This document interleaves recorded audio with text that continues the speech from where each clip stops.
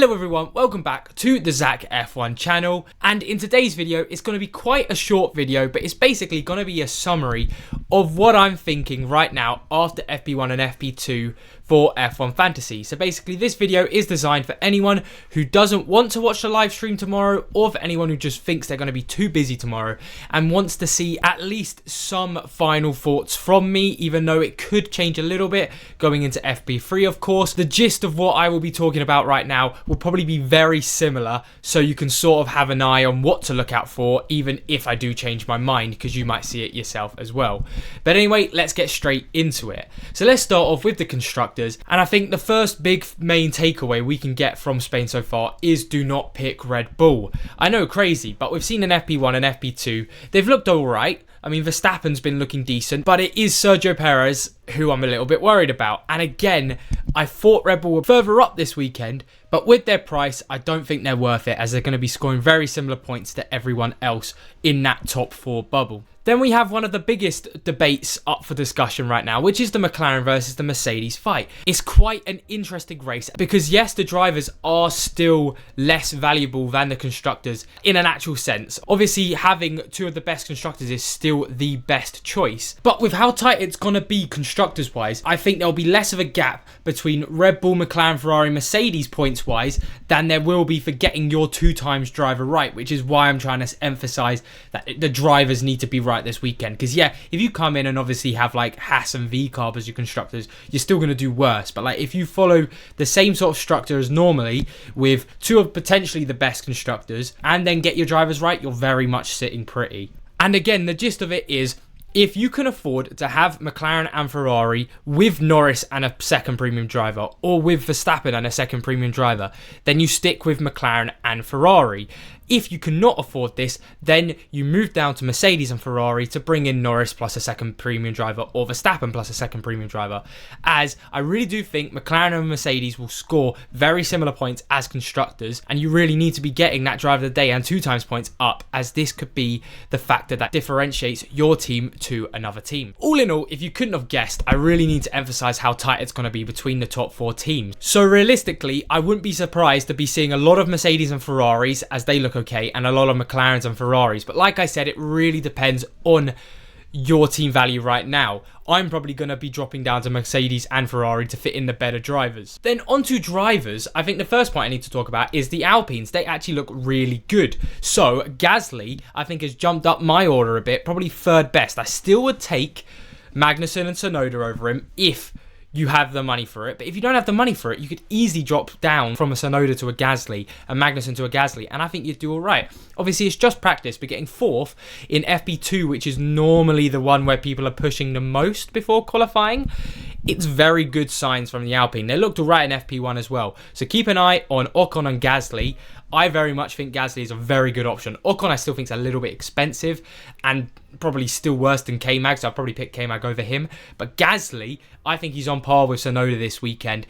Better than Ricciardo, better than Hülkenberg, and all of the others as options. Then Ferrari-wise, I haven't really talked about them that much. Decent constructor, and their drivers should do all right. However, Leclerc's looked on the back foot for most of the weekend so far. So for me, if you have the transfers, then it's probably looking like Sainz is the better option. Obviously, his home Grand Prix, he could be getting driver of the day if he just gets into the podium positions. And also, he's been looking really good so far in practice in that Ferrari. So I think Sainz could be a really good option if you have Leclerc. Drop Leclerc to Sainz if you still want to have a Ferrari in your team. And then similar to what I was talking about in the constructors, Norris is a must if you can afford him. I really can't stress, he's been looking good in FP1, he's been looking good in FP2. He just has to come 2nd place to Verstappen. He'll get driver of the day, he'll beat him on points, he'll probably get a few overtake points if he like falls back or doesn't after pit stops, who knows. But Norris definitely looks like the best driver to have right now. And then for the rest of the drivers who I haven't mentioned, I think Albon's still decent in my standings. Like I said, he's very cheap. I still think he's one to look out for. But if you want to have a more in-depth view of what I think about the drivers, here's a link to my video on Monday I made, and it's basically the exact same as I'm thinking right now.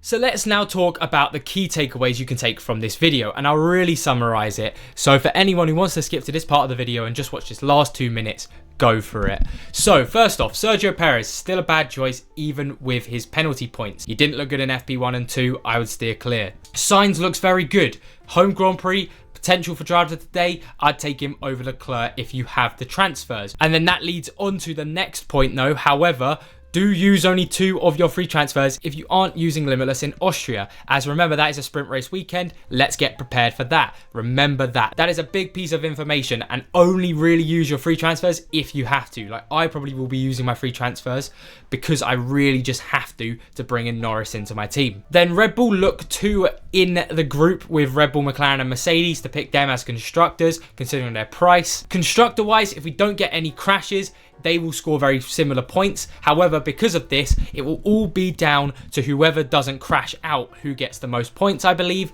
So it very much is just a Hail Mary. Hope you pick the right team, hope you pick the right drivers, and if they don't crash out, you're doing well, especially on the constructors, because I really am adamant that from Mercedes to Red Bull, there's going to be a gap less than 20 points, which is pretty close constructor-wise. Then price value increases because of what I've just talked about. I don't think there'll be any big 1 million increases.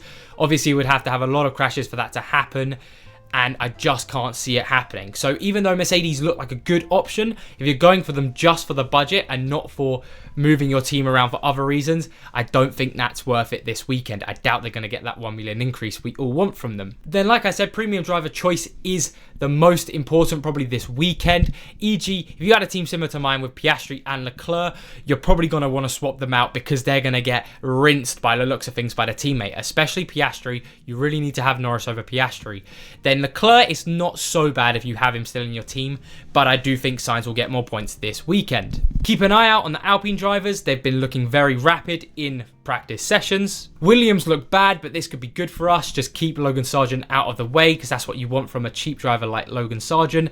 Albon's still a decent choice because of his price. And then to finish it off, here are my do not do's for this weekend. Driver wise, do not pick Daniel Ricciardo, Valtteri Bottas, Fernando Alonso, George Russell, or Sergio Perez. Those are the big drivers to miss out on. Constructor wise, again, nothing has changed really. If you pick anyone who isn't Mercedes, McLaren, or Ferrari, you are making a mistake. Red Bull, not the biggest mistake, but still a mistake. So anyone below those 3 teams, do not choose. And then chips are the same as usual, do not use any. Nothing has changed from what we've seen from practice. Again, I'll talk about final fix before the race because I'll go live just to talk about the race after quali, see what we're thinking, and that's the time I'll talk about final fix. However, that is about it. I hope you all enjoyed this video. I hope it was quick and to the point. And for anyone who sort of wants to see where my head is at right now because you're just too busy or you don't want to watch the live stream, then there you go. Hope you all enjoyed, and I'll see you all later for more F1 content. Bye bye.